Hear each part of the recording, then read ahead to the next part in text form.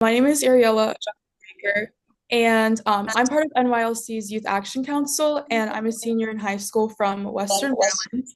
And today we're exploring mentorship not as a program, but as a transformative approach to building the kinds of relationships that change students' lives. And today I'm joined by incredible leaders who live this work every day, from formal mentorship programs to school-based interventions to youth organizing spaces. Let's begin with brief introductions. Please share your name, organization, and in one sentence, why does relationship-centered work matter to you? And if you don't mind, Kimberly, would you like to start? Yeah. Hello, everybody. Good morning or good afternoon, wherever you are. I'm Kim Hollingsworth, Director of Program Development and Scale from Big Brothers Big Sisters of America. I reside in Houston, Texas. For me, relationship center work really is, I believe, is that we're created with a purpose. And through authentic connection, we can help others discover and live into that purpose, unlocking our fullest potential. Yeah, thank you for sharing that. And Sarah, would you like to go next?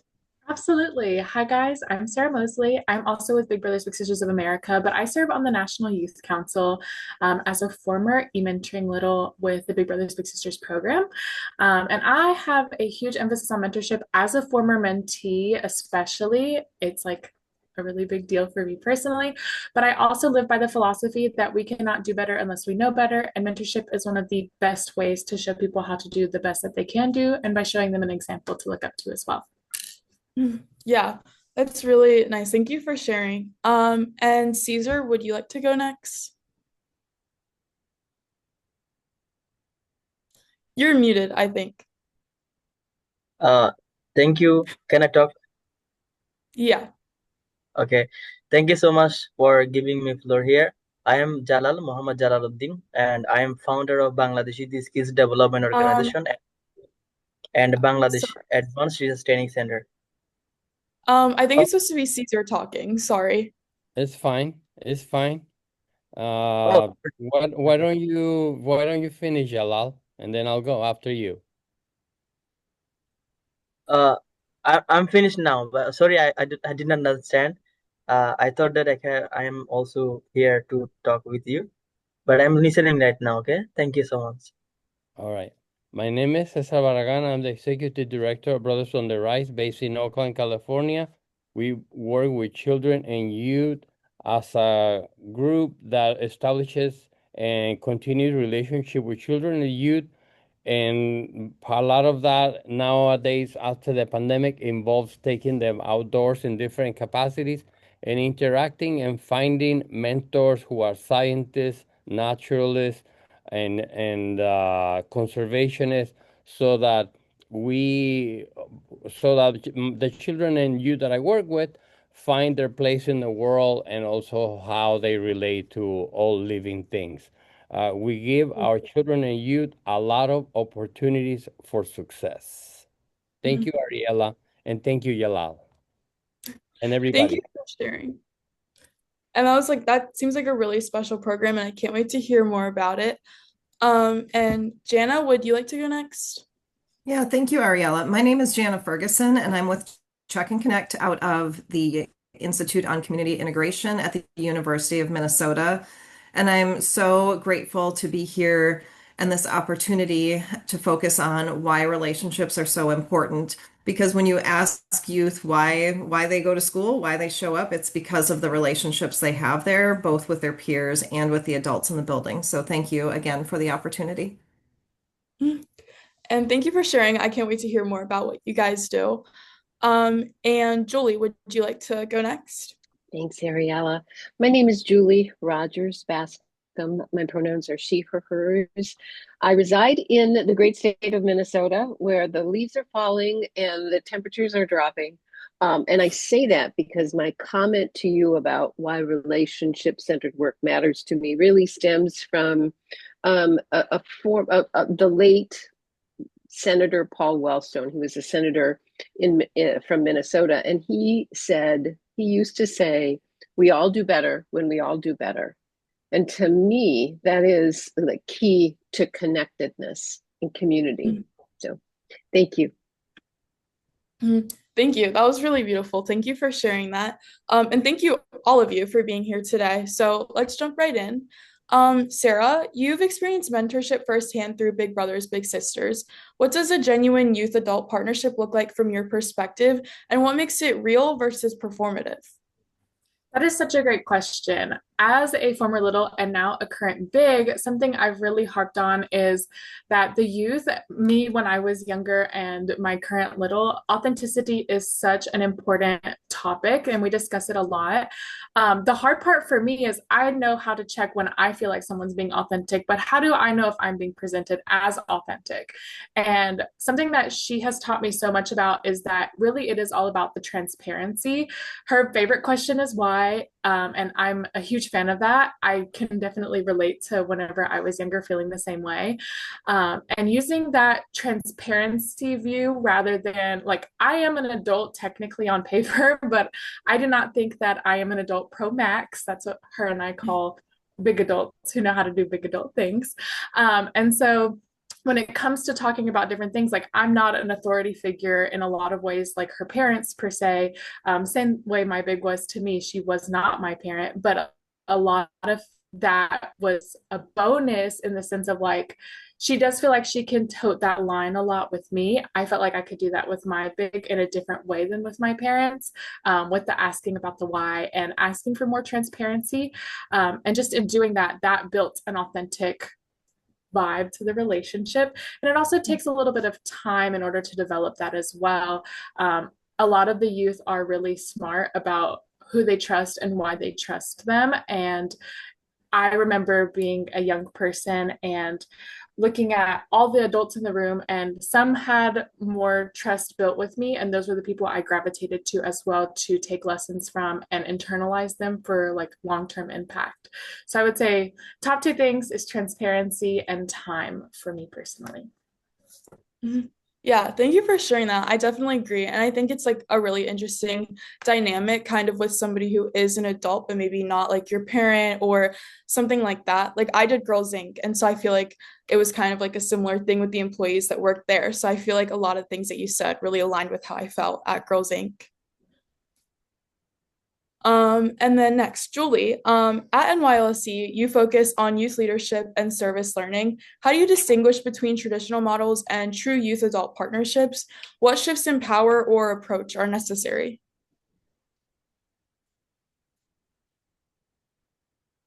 I think you're muted.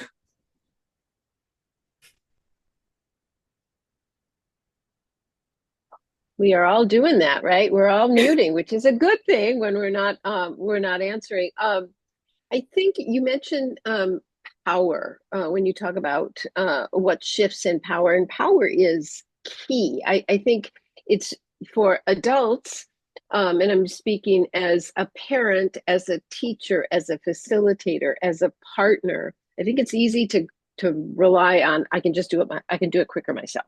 And we're all about efficiency and productivity. So it really requires a pause and an acknowledgement that youth and adults bring something to the table.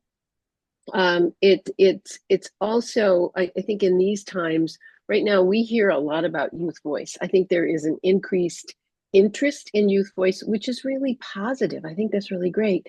And as adults, we need to ask ourselves, what is our why for wanting to partner? I actually had someone call me and say, well, I want to talk to you about youth voice because I want to use young people to do X, Y, and Z. And I thought, whoa, wait a minute. You want to use young people? So again, just even words, that has a lot of power. So what is required is really an awareness that everyone has something to give and everyone has something to receive. And to me, that demonstrates that a strong mentorship model. And we try to live that with the concepts of partnerships between youth and adults. Mhm. Yeah, for sure. I think that, like what you said, like I think it can feel really encouraging as a youth to feel like I'm also bringing something to the table. So I think that that's definitely really special. And I feel like speaking as somebody as part of the YAC, like I feel like NYLC really gives like that opportunity to feel like as a youth, I can contribute something as well. And then Caesar, at Brothers on the Rise, specifically with young men of color, how does identity, whether that's race, gender, or lived experience, shape what authentic partnership looks like? What do young people need from mentors who may or may not share their identities?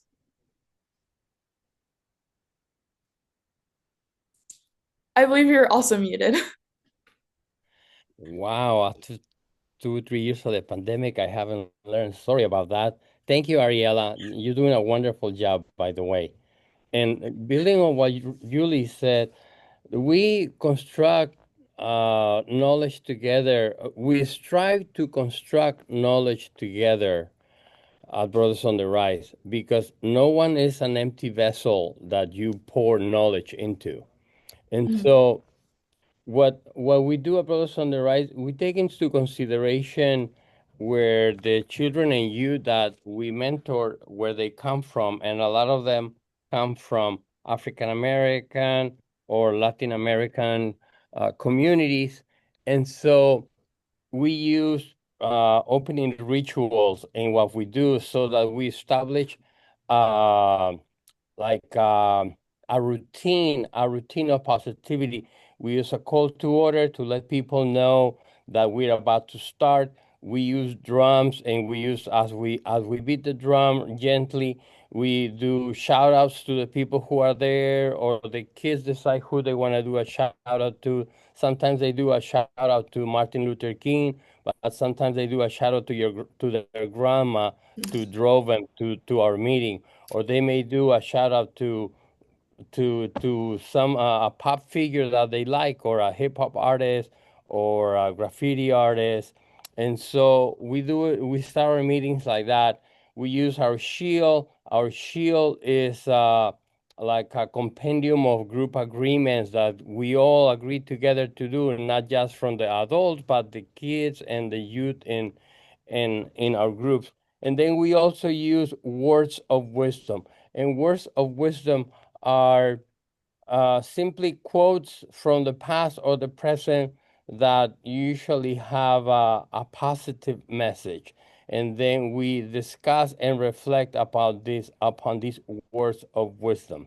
And so that's how we start every meeting, and we build from there. And as I said before, we also give our students, if they like for our session, like if we go on a field trip and one or two of them were less than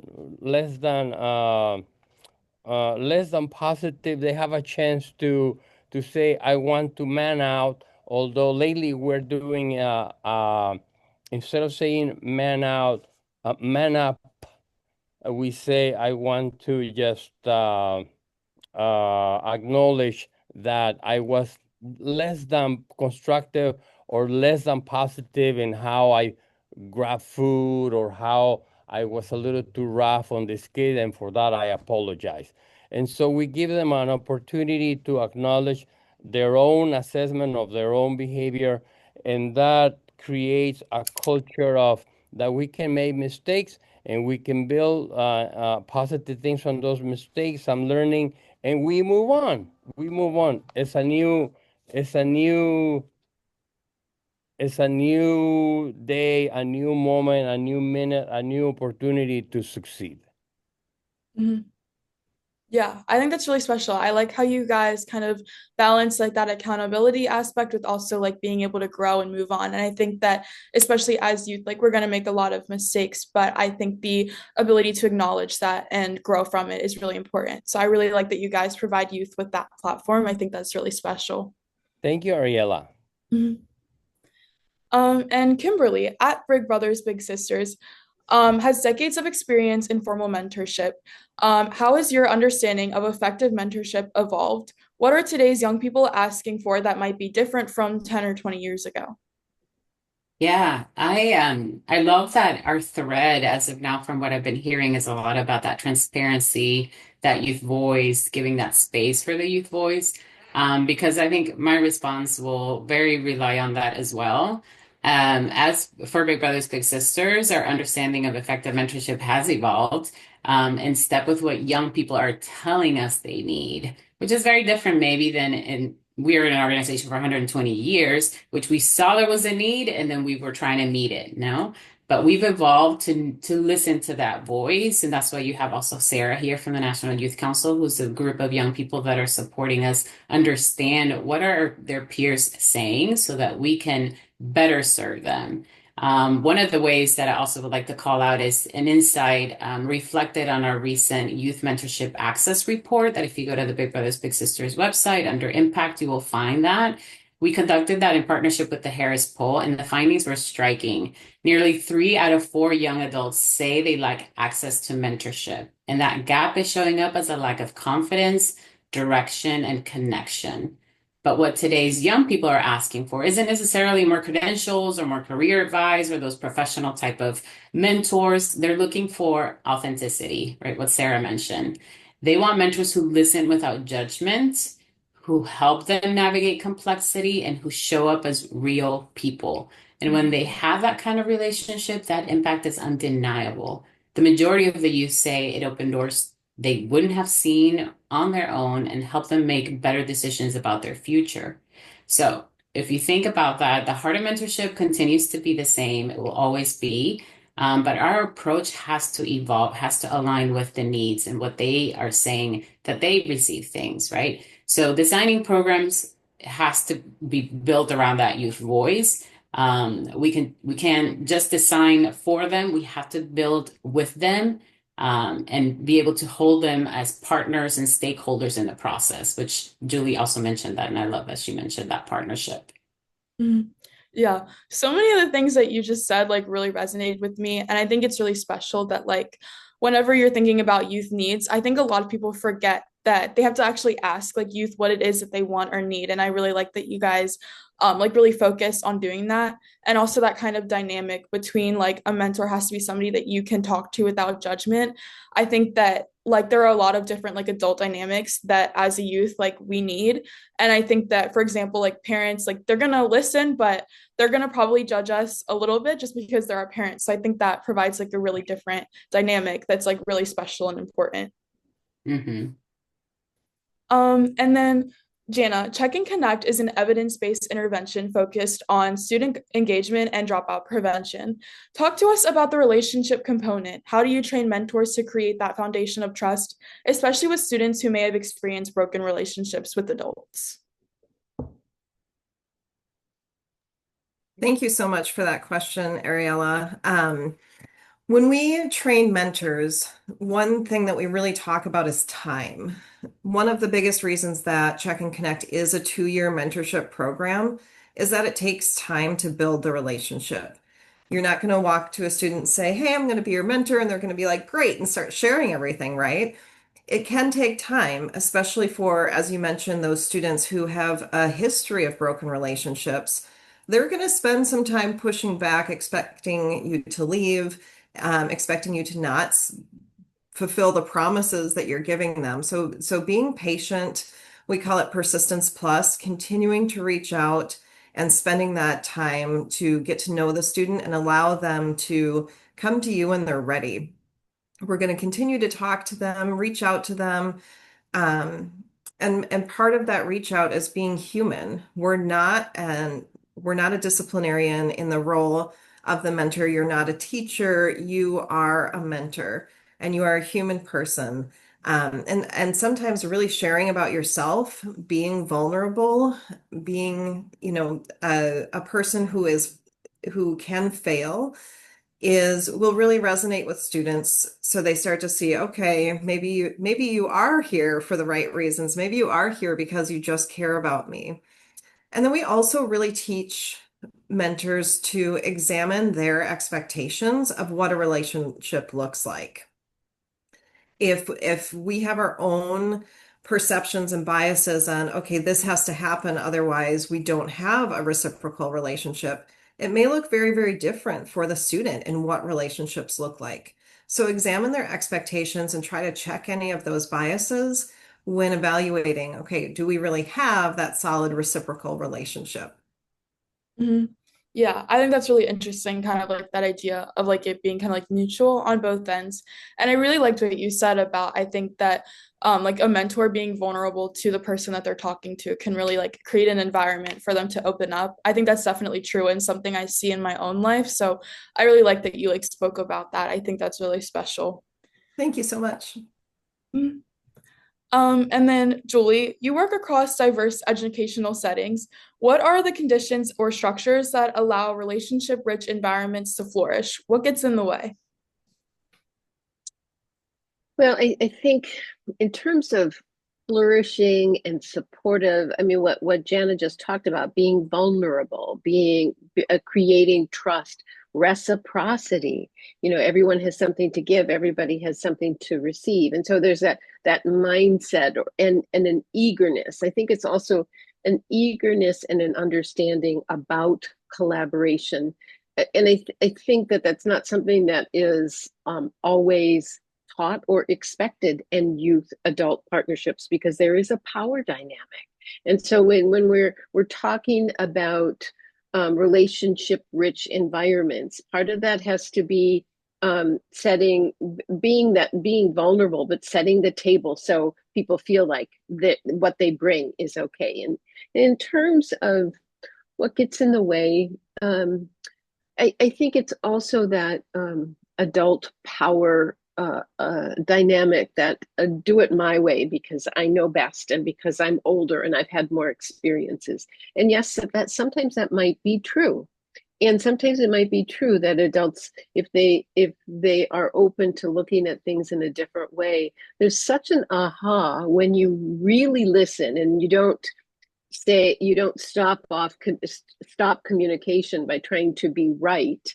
I think there's some beautiful things that come of it, the ahas of the creativity and the thinking outside the box that young people can do, and what that to me helps that relationship cement itself. Mhm. Yeah. And just to kind of build on what you said, do you think that, I guess, in these like mentor like relationships, do you think that like the student can also bring something to whoever's mentoring them through like their vulnerability or like opening up or anything? And I think that's a really good clarifying question. I think young people, we would hope that they would to see that young, adults have something positive to bring. If Mhm. they have been in situations that they've had some experiences where they don't feel like they have been supported, sometimes that's a hard trajectory or a hard thing to weed yourself through. I sort of like my dad was a fisherman, and he used to get these knots in the reels and the lines, and he would have to feather them out. It's almost like that, both for the adults and for the young people. So I think you make a really good point there, Ariana. Thank you. That was really interesting. And I really like that analogy, actually. I think that's like really like on par with that. And then Sarah, from your vantage point, what makes a school program feel relationship rich? Can you describe a space where you feel like truly seen and supported? And what were the specific things that adults did or didn't do? Absolutely. So I was in a program within the school, so I feel like I'm very well versed to answer this question. But I think relationship rich varies on levels, right? Like for a lot of students, that need that they're looking for connection and mentorship with is different. For me, I was like, I'm a first gen student. I have college aspirations. I need career focus. Whereas there were some people in my cohort who were like, I just want to know that an adult actually cares about me. Like, we're not even to the point of getting to figuring out what I want to do with my life. I'm convinced right now that I'm alone on this earth and I need somebody to show me that like they see that I'm here and that my impact is not for naught.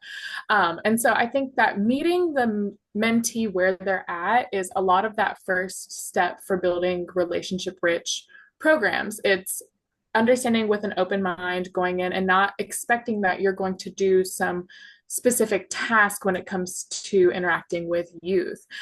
One of the reasons why I think Big Brothers Big Sisters did this well in my school specifically was it is professionally supported. So there were extra resources for the mentor when they kind of felt at a loss when dealing with the youth or interacting with certain situations, which is very valuable, especially now as a mentor. Like that's something that I enjoy getting to lean on to help provide support for the adult in the room as well. Because sometimes youth are in situations or experiencing life things that we're not familiar with in our own experiences. And that can be a little scary sometimes, but with that help and support, it does help a lot. The other level for me is I was in a virtual e-mentoring program. So that looked a little bit different as far as how connection played out and what that relationship really looked like. We did meet um, every so often throughout the academic year, but a lot of what we did was over technology, which was really interesting as we were just starting to get laptops in the schoolroom as well. So how is that changing? That's to be determined, I think. But one thing that I will say was a huge through line, and we've kind of touched on it already, transparency and really just listening. It's sometimes harder to do virtually than in person. I'm sure all of us understand how text and not hearing the emotion behind the words can impact the way that we receive a message. So it definitely helped with understanding to ask for clarification and that communication piece as well. It was also the first introduction for me to constructive criticism, which is like a personal growth experience that I had at the time with my mentor. And learning that that could be a positive thing was a huge turnaround for me as well. The one thing I would say that wasn't done, or like not in my specific situation, but the thing that pushed me away from other adult mentors at time was as a youth, I was used to adults setting the tone and kind of guiding most conversations and experiences. My big showed me that she could set the tone, but I could do the guiding and asking for what I needed. And so she created that space that was very different. Usually adults go in and they create the space and they take the space, and you're just, especially in schools, right? Like your teacher's your teacher, they have however many students, and you can't let everybody take the space all the time or it would be chaos. But by having that one-to-one mentor, it gave a different outlet for me to kind of take up all of the space. And it kind of leveled the field. Like this was an adult pro max, but we were still not in a different power dynamic. Like she felt closer to a friend at times. And even though now I know that's like not exactly what was happening at the time, it just made me feel more comfortable to share. Yeah. And also I was kind of curious, thank you for sharing that, by the way. I was kind of curious, you mentioned like getting extra resources. What do some of those like resources look like? For the little specifically, there are just options for like mental health connection, or just basically a point person to say, oh, I see these are the issues, like these are programs or organizations or resources in general. For the adults, a lot of it is just having a professional specifically, like my match support specialist. She has all this youth background. She works with youth all the time. Like that is her career, that is her focus. And that's kind of how, like in my little match relationship and my big match relationship, both of them are phenomenal. But that's the main resource, is there's a person who knows about all the other resources and how to interact with youth on a regular basis, and typically knows the youth a little bit better, like at least in the beginning, to help set and form that connection. Some of the, like I said, mental health resources are a big one, especially at this time, because that's what a lot of youth are saying that they need more access to or more help with understanding. But there's also different things like scholarships or other just there. I don't even know the full list because it's actually kind of long and it varies from agency to agency. But for me specifically, scholarships and mental health resources were the main things that I've been able to reach out and receive either assistance with or guidance in connecting my little with. Yeah, I think both of those things are like really huge. So I think that's really cool that you guys do that for sure. And then Caesar, Brothers on the Rise creates intentional brotherhood and community. How do you balance one-on-one mentorship with building collective belonging? And how does peer connection enhance adult mentorship? Would you mind repeating that again, Ariella? Yeah. Brothers on the Rise creates intentional brotherhood and community. How do you balance one-on-one mentorship with building collective belonging? And how does peer connection enhance adult mentorship? All right. Great questions. I'm so happy to be here. I think it's significant that I should mention something. Our group, Brothers on the Rise, we used to have 6 staff members, but Brothers on the Rise, you are looking at Brothers on the Rise right now by looking at me. I am the executive director and only employee of Brothers on the Rise. But I am someone who has never been concerned with the size of my pie, with the size of, with the slice of the pie. I'm more concerned about the size of the pie. And so do, throughout throughout my career, I have worked in hotels and restaurants. I ran a 500-seat restaurant in San Diego, and I am natural extrovert. So I have been able to develop significant and important relationship with a lot of group. For example, I have a relationship through my group with the East Bay Regional Park District. They run 73 parks in the area of the world where I am, which is the San Francisco Bay Area. And through them, we have every year uh, an internship where from 9 to 5, Monday to Friday, we have uh, we have a job for 17 interns who work with me throughout the years. By the way, a lot of the kids that I have stayed with Brothers on the Rise for over 5, 6, 7, 8 years, even college and beyond college. And we have hired in the past many of them to do what we do. And so through this is just one of the relationships we have. And so we train them, I train them, other of my volunteers train them in soft skills, even as simple as saying good morning, good evening, how are you, and establishing ways to for conversation and relationships on the spot. But when I work with my partners, many times there are 20 members of their staff that I don't pay for, but they're specialists in bicycling, fishing, the environment, invertebrates, reptiles, mammals in the ocean, etc., etc. And so I I I work with groups like the East Bay Regional Park District so that my children and youth also have many other potential opportunities for to enhance their curiosity, to learn about life sciences, but also to just as simple as, sharing their favorite food, their favorite places to go in the Bay Area. And so little by little, by connecting with many other members of my circle of influence, these children and youth come out of their shells and become more extrovert, they increase their language skills, their comfort zone, and just I don't want them to feel like I am the only source of mentorship, but all the adults and other youth, because we do a lot of peer mentorship as well, they all become part of the network of success. Does that Hmm. make sense, Ariella? Does anybody have questions about that?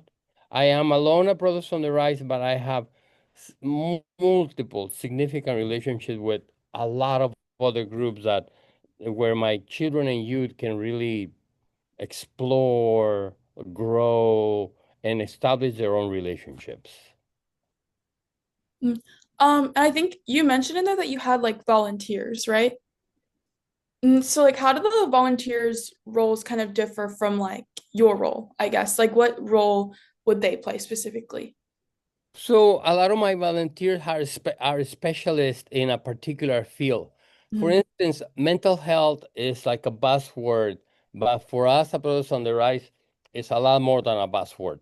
We talk a lot about self-care. And for instance, one of my volunteers is a 75-year-old man who has been practicing Tai Chi for 50 years.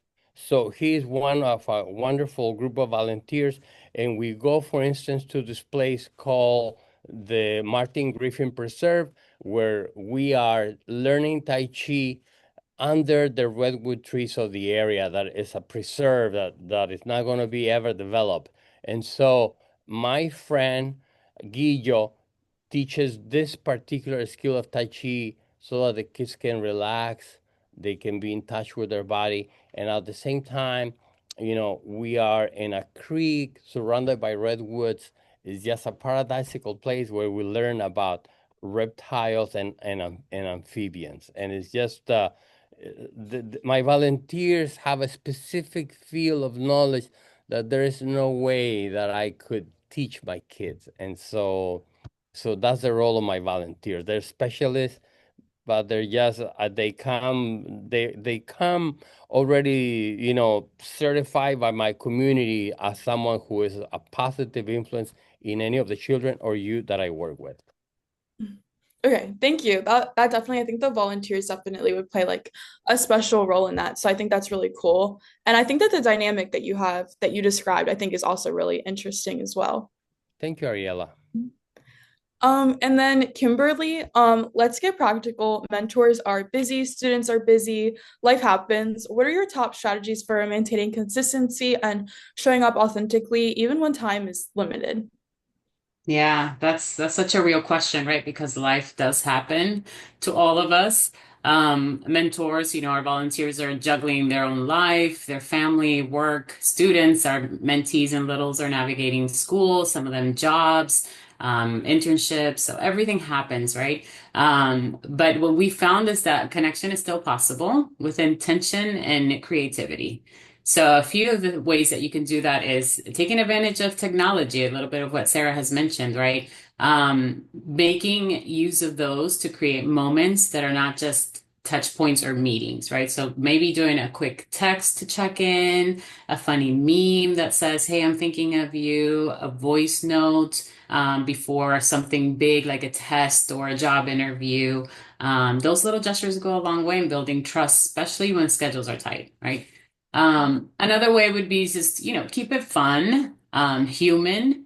Mentoring doesn't always have to be serious or structured. So bringing in music, playing a quick game, talk about your interests. Those little small personal touches really help relationship thrive, right? Not just in our mentoring relationships, but our everyday relationships. Because if it feels like another obligation, then no one's going to win. It has to feel more like a genuine connection. And when you feel that, then you make the time. Another thing that we encourage mentors to do is just break it up. This was something Sarah and I had been talking about before we joined this call a couple weeks ago. It's really thinking about changing it up, right? If you 1 month you do a video call, the next one maybe is you do get in person, because sometimes we know that the in person maybe not be able to happen all the time. So thinking about, okay, well, this time we're going to do FaceTime, or we're going to do a Zoom call. Then we meet in person, and it's some text back and forth. So sometimes when we talked about earlier about evolving in the times, we used to think about, okay, our matches have to meet every month in person. And there's benefits to the in person, but don't hold yourself so tight to that when you have these other tools that can continue to help enhance the relationship. Mhm. Yeah, it sounds like that flexibility I think is really important. And I definitely agree. I feel like it would feel more incentivizing to maybe do something if it feels like a friend or like someone I'm connected with rather than like a meeting or something like that. So I think that's definitely really interesting and really important too. And then Jana, check and connect emphasizes monitoring and relationship building. How do you help mentors track engagement without it feeling like transactional? And how do data and authentic relationship work together rather than against each other? Yeah, thank you. It's really important that you bring this up, Ariella. Um, Data can really help mentors understand what trends are happening with their students so they can be proactive versus reactive. And we track engagement or the times that we meet with our students so that we can ensure that we're responsive to each of those meetings. When we document that we meet with students, it's really a tool for the mentors so that they can keep track of what's going on because, as everyone said, we're all human, we're all busy. We want to make sure that the next week when we meet with that student again, that we're revisiting what it was we discussed the week before, that we are asking how the basketball game went, or that how the job interview went, or how was that new book that potentially we gave. So that's really what a lot of the monitoring is about as far as tracking our engagement. And working with data, it really does help a mentor get a glimpse of what is going on with a student. So perhaps we're seeing patterns or trends in students' grades or in their behavior or their attendance. We're really seeking to use that data as a starting point to see, okay, what's going on here? We see that I can see that you're not coming to school on Mondays regularly. Is there a barrier to you coming to school? And it really helps us make those long-term changes for students when we understand what their barriers are to engagement. Is it something academic? Is it behavioral? Is it cognitive? Or is it affective? And then we can help address what that barrier is so that student can be at school more present and academically engaged. And most importantly, tracking our data really helps our mentors be able to celebrate small successes. So it might be a 2% increase in grade.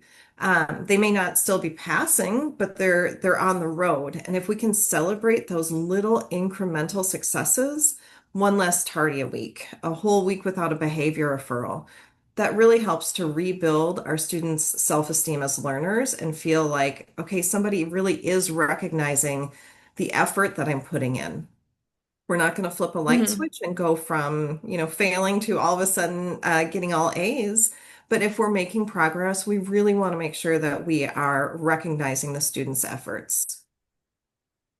Mhm.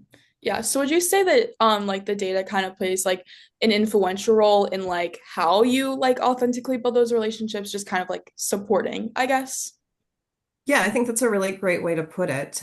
Really seeking to use that data as an insight into what's happening with students and building up every effort that they're making. Yep. Mhm.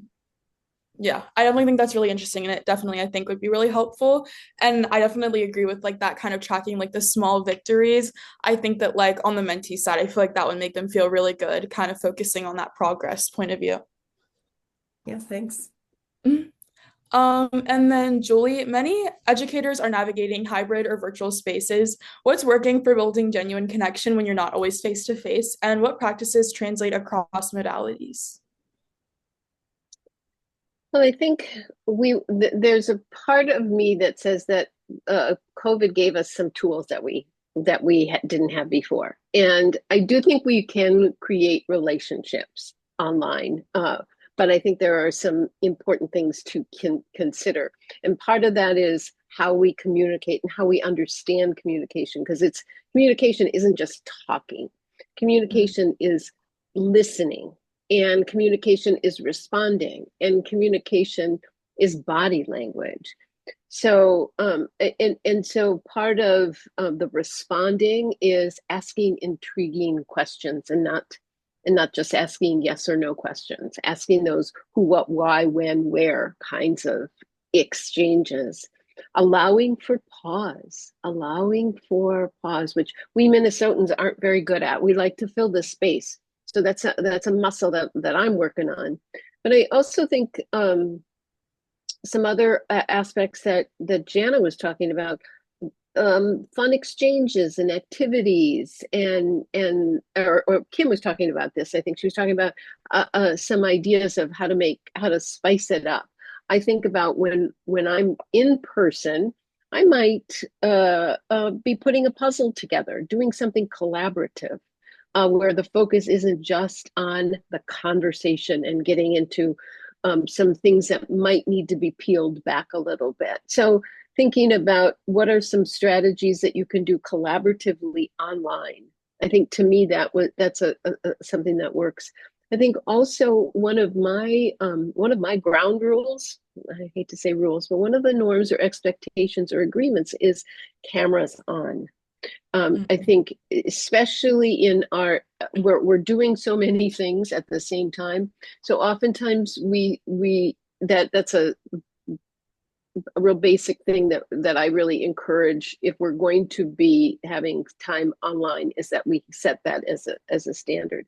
And then that scaffolding of how do we share the lead? How do the adults create the space and create the support for young people to take over some of those structures in an online space? Yeah, I definitely think that like the cameras on thing is like really huge too. Because like my school, like we're back online because there was like an asbestos outbreak in my school, and like a lot of like my fellow like students kind of feel like the cameras on is almost like a punishment, or like, well, we just don't think that you'll be paying attention. But I think like as you said, like body language, facial expressions are just really big parts of communication, and I feel like having your cameras on kind of builds like that as close to like in-person connection as possible. So I think it's really important. Yeah. And then Sarah, what advice would you give to an adult who wants to be a better mentor? What are the small everyday things that like matter most to you? Absolutely. This is such a good question. It's definitely something I've been thinking hard on, especially like becoming a mentor. Like it's very present in my personal life. And it just caused me to reflect a lot on what I really loved about my mentor.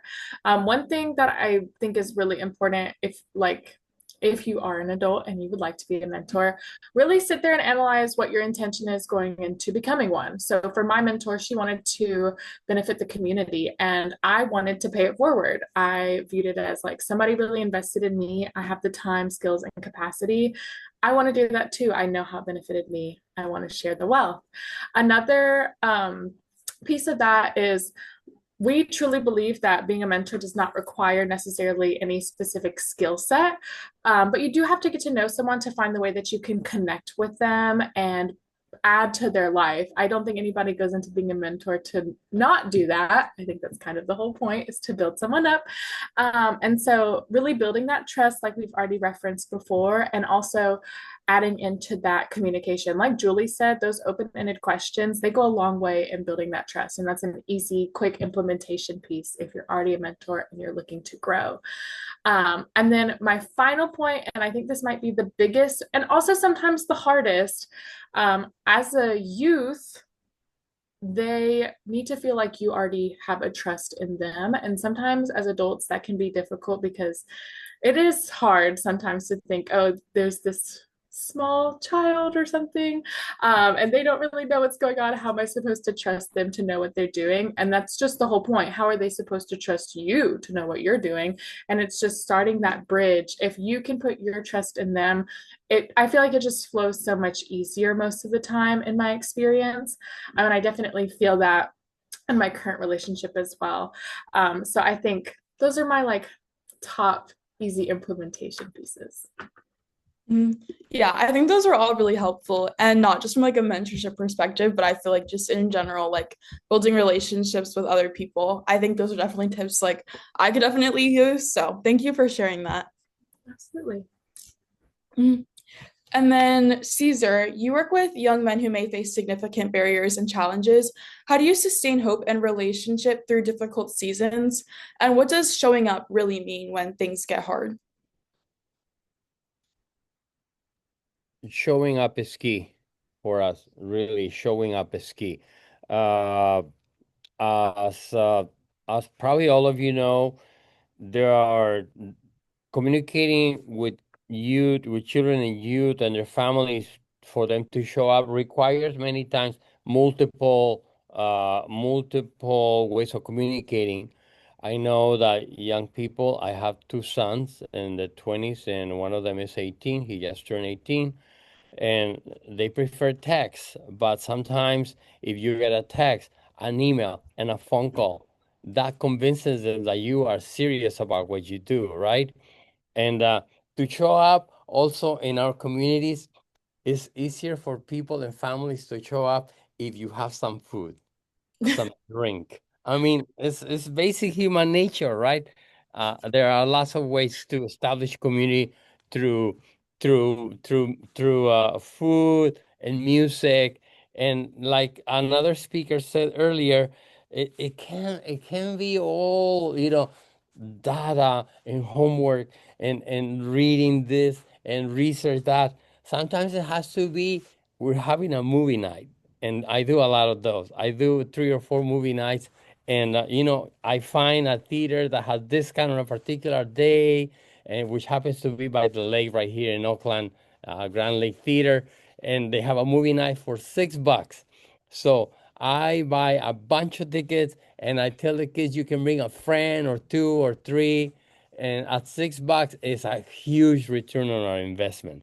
And so we try to mix it up, a little bit of fun with the discipline. And so it has it's you don't need a PhD to know that people show up when you have food. And so part of our formula, very much a part of our formula. Did I miss anything on that question, Ariella?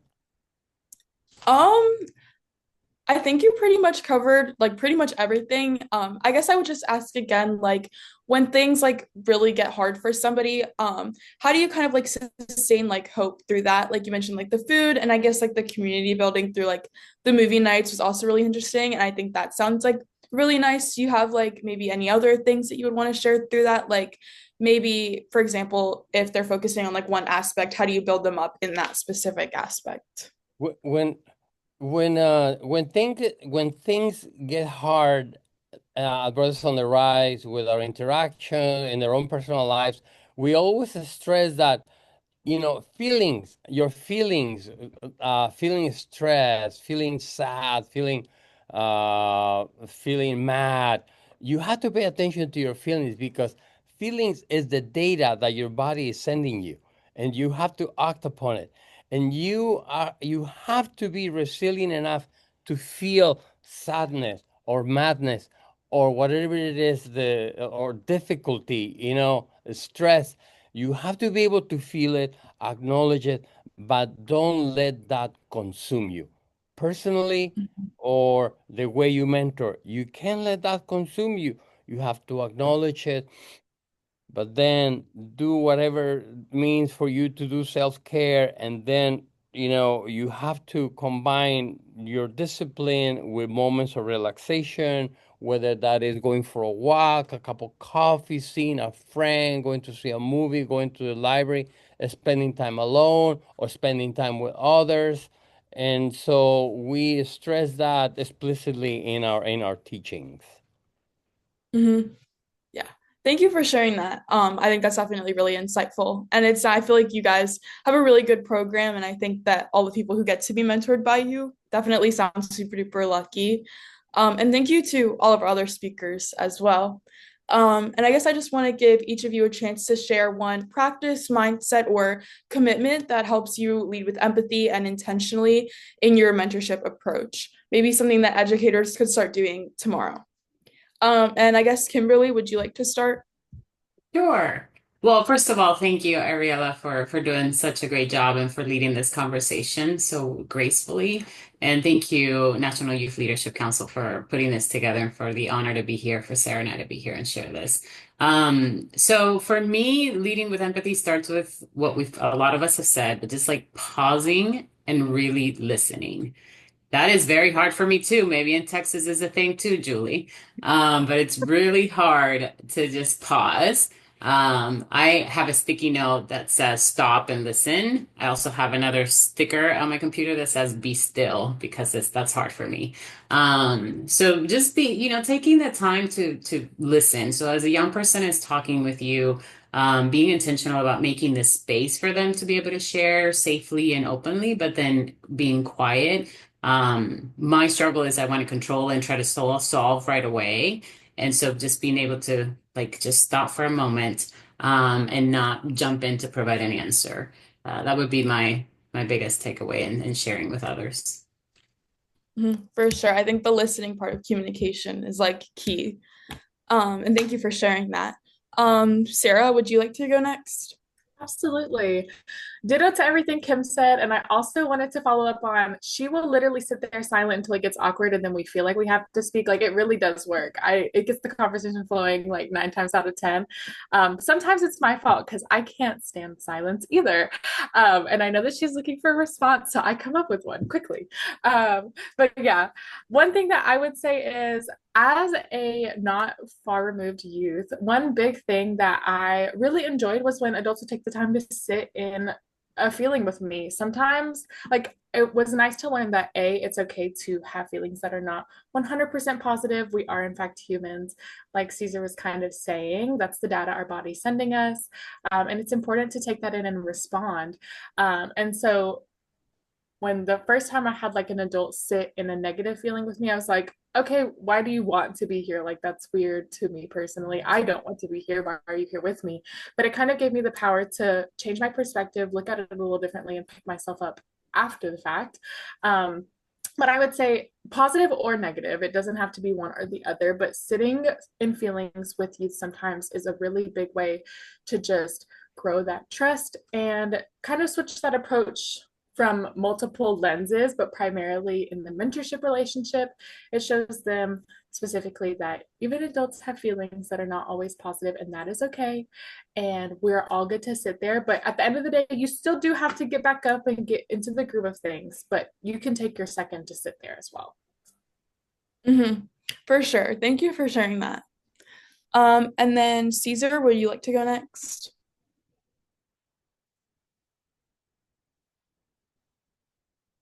I think you're muted. Oops. Okay. Can everybody hear me now?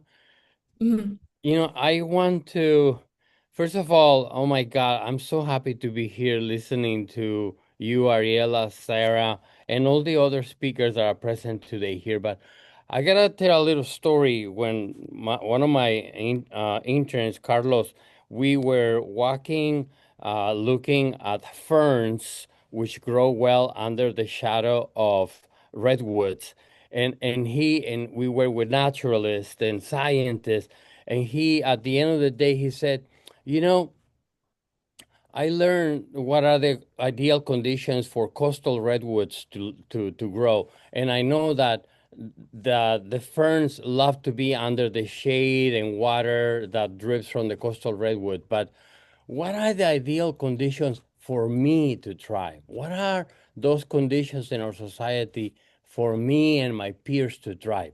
And that has stayed with me for all my career, you know. So it's not as adults so much how much we can teach students, but also how much can we learn from the student, how that reciprocity, that Piaget talks about constructivism, building knowledge together is a great way to mentor not just children and youth, but also each other. Mm-hmm. Yeah, that was really insightful. Thank you. And then Jana, would you like to follow up on that? Yeah, thank you for that story. That really, I think I'll be taking that one with me as well. I'm going to steal some words from Dr. Rita Pearson, who has been somebody who I've really idolized in working with youth. And she said, seek to listen, not to be heard. Mhm. Yeah, I feel like there's like a huge common theme between like that listening. I think it's definitely really, really important. So thank you for sharing that. I think that's a really good quote. Thank you. Hmm. And then, Julie, would you like to go next? Yes, and what my thoughts are really aligned with what Jana you were talking about. When young people have an idea, say yes and rather than yes but, because when we start with and, it builds on their ideas rather than cutting it off, and that's a hard practice to do it, because it's easy to say, well, we can make it better, but let's do it my way. So yes and. Mhm. Yeah, I think there's like a huge connotation around that. I think the and's definitely like super encouraging to hear. And like overall, we've heard that mentorship isn't a program, it's a practice, and it's about showing up, sharing power, staying consistent, and believing in young people's brilliance, even when they can't see it themselves. And to everyone listening, you are already building relationships that matter. The question is how to be more intentional, more authentic, and more committed to the kind of connection that transforms lives. So thank you to our panelists for your wisdom and your amazing work. And Ariella, thank you so much for your amazing facilitation today. And to all of our panelists, thank you for sharing your expertise, your insights, your wisdom. And I just dropped a fun little note into the chat. We're really excited to share with everyone here that the National Service Learning Conference for 2026, we're going to be partnering with the Points of Light Conference. So we hope that you will join us in Washington, D.C., June 22nd through the 25th. It's going to be an amazing event. Watch for the official announcement going out tomorrow. The website will be ready for you then. But because you showed up today, you got to hear it here first. So we hope you'll stay connected, show up for future thought leader sessions. And again, everyone, have a great day. Thank you so much.